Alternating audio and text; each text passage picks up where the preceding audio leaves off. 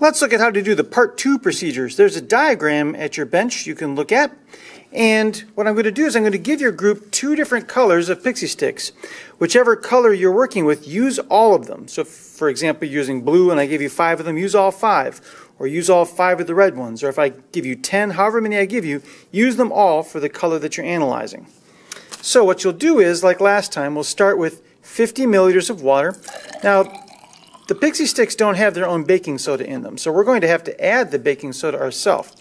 So after you've got 50 milliliters of water in your cup, then you can add just a small scoop. You don't need a lot of baking soda, and you can swirl that around to mix.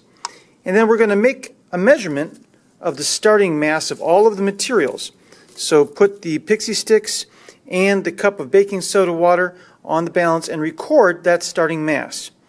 Now after you've made that measurement, you can open up the pixy-stix and you can dump in all the material. But make sure not to throw away the wrappers, because the wrapper was part of the starting mass, so we have to put the wrappers back on the balance when we measure the ending mass, so that the change in mass that we observe is not due to the loss of the paper, it's only due to the loss of the carbon dioxide fizz from the reaction. So however much fizz we get is going to be used to tell how much citric acid there was in the pixy-stix. So after I'm done adding all the pixy-stix and not throwing away my wrappers here, you know what?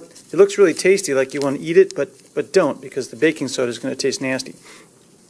Okay, so after I've added that, I'm going to swirl it and let it fizz just like last time.